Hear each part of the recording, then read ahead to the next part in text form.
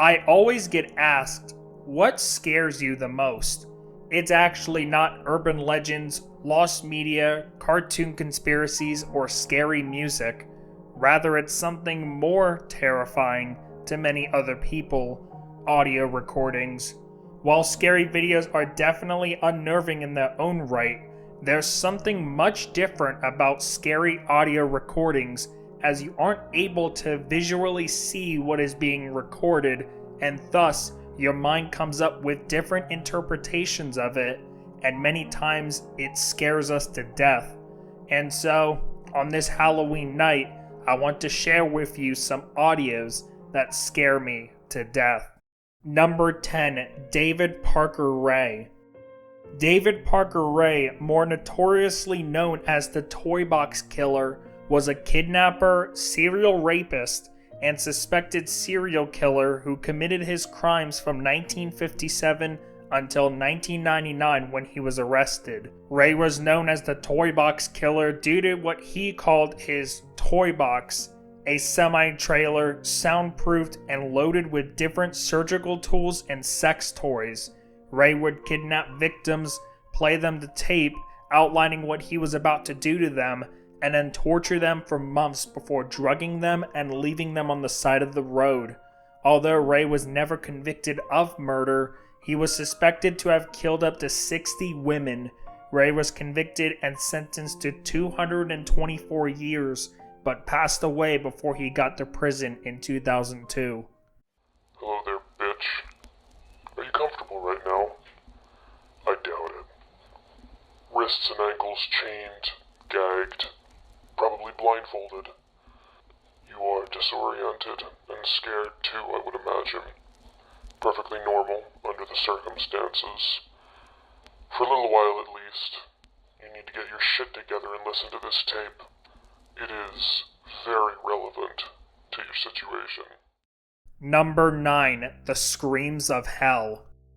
The Siberian Screams of Hell comes from an old YouTube video that tells the story of a 1999 Russian drilling experiment that attempted to drill to the center of the earth. Once the crew had drilled 4.4 kilometers into the ground, roughly equivalent to 2.7 miles, they lowered a heat-resistant microphone into it, and what they captured was, what they described it, the screams of those trapped in hell, with the Russian government seizing all information in connection with this experiment. Although the video has since been debunked, since no record of this experiment exists, as well as some of the audio sources used in the clip being found, it's still a rather haunting recording to listen to.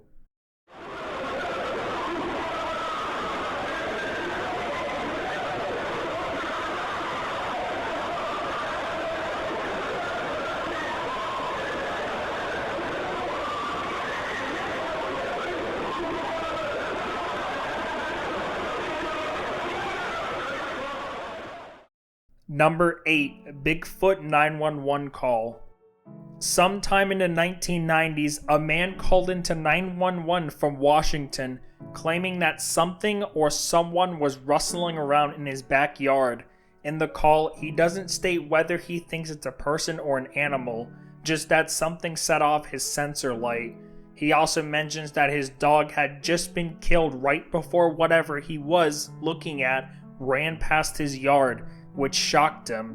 He states that the thing he saw was at least 6'9" and that it was looking right at him. He was rumored to have sold his house and moved away, choosing to stay anonymous due to the fact that he presumed Bigfoot researchers and theorists would want to interview him. He has not been heard from since. So whatever it was, it was standing up. I'm out here looking through the window now and I don't see anything. I don't want to go outside. Jesus Christ, you better... Tia! Hello? Get somebody out here. What's going on now, sir? That son of a bitch is about 6'9", I don't know. Do you see him now, sir? Yes, I'm looking right at him. Uh-oh.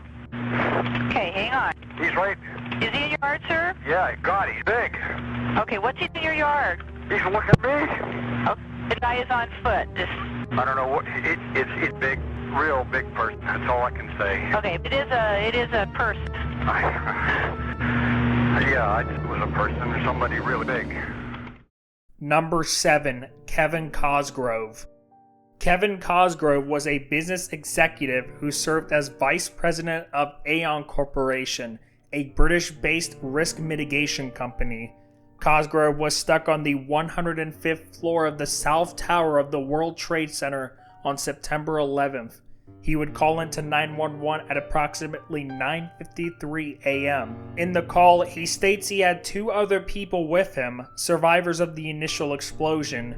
The call disconnects for a second but reconnects with him shortly after. Then, in a moment's time, rumbling is heard in the background as the building collapses and the call disconnects at 9:59 a.m., just 6 minutes after he called. A-R-U. A-R-U? Right, that's the office we're at. There's 3 of us in here. O-S-T-A-R-U. Hello? Hello? We're looking at financial center. 3 of us, 2 broken windows. Oh, God!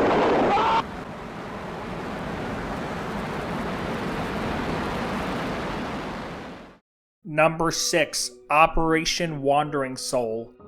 During the Vietnam War, the US military deployed psychological torture on the Viet Cong in order to weaken their morale. One of these operations was named Operation Wandering Soul. Due to the nature of the Vietnam War and the landscape around them, the United States found it difficult to find where Viet Cong soldiers were, as they knew the land better than anyone else.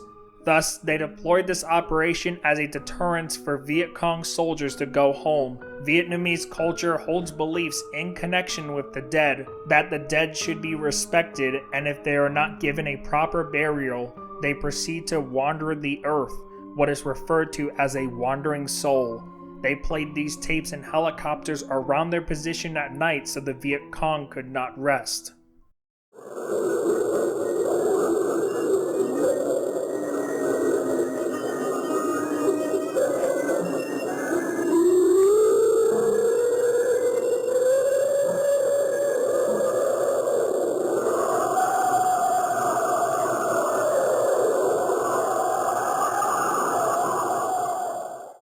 Number 5. The Jonestown Death Tape. I already spoke about the whole day leading up to the Jonestown massacre in my disturbing lost media video, so I suggest you go watch that video to gain more context.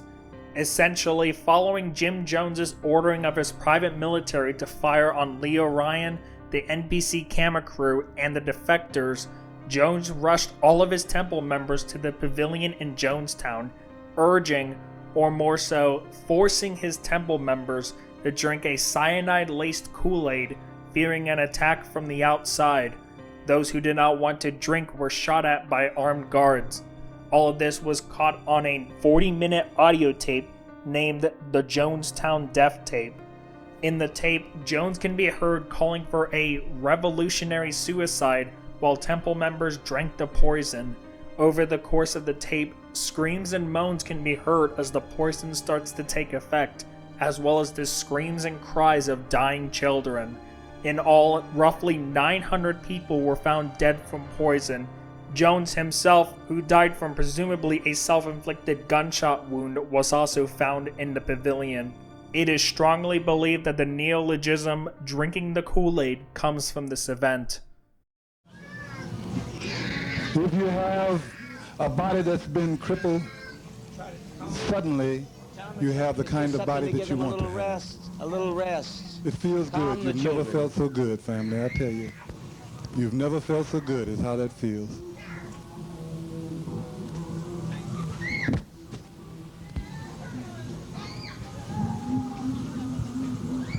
And I do hope that.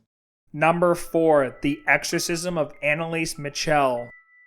Annaliese Michel was a young woman from Germany who was supposedly possessed at the age of 23 in 1976. Michel had been battling mental health problems through her teenage years, which led to her being diagnosed with epileptic psychosis and manic depression, the latter of which is now more commonly known as bipolar disorder. By age 20, she was claiming to hear voices and being intolerant of religious objects. Her parents, being religious fanatics, subjected her to an estimated 67 different Catholic exorcisms in the year leading up to her death. Annaliese died of malnutrition and dehydration on July 1st, 1976 as a result of these exorcisms. 4 people were charged for negligent homicide, the 2 priests, Ernst Alt and Arnold Renz, as well as Annaliese's parents, Anna and Joseph, in which all of them only received a 3-year suspended sentence. Following the incident, the amount of exorcisms sanctioned by the church in Germany went down. This story also inspired the 2005 American supernatural horror film, The Exorcism of Emily Rose. Joseph passed away in 1999, and in June of 2013, a fire engulfed the house where she had lived. Although many believe that it was arson, some believe that it was connected to the exorcisms.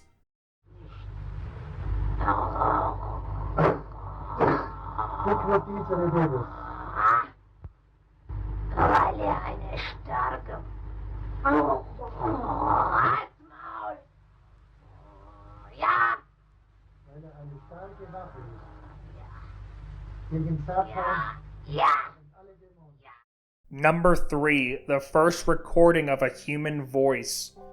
The phonautograph is the earliest known invention for recording sound.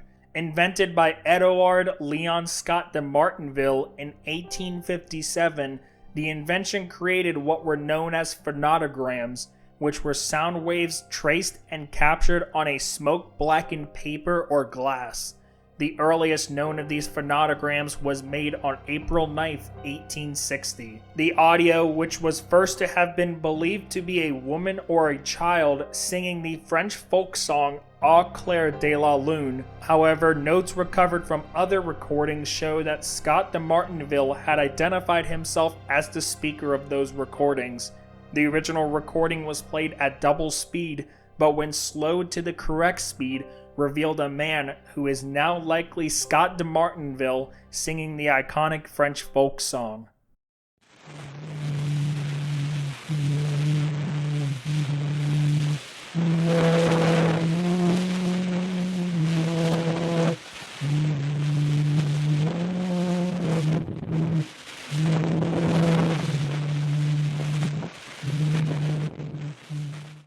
Number 2. Travis the Chimpanzee.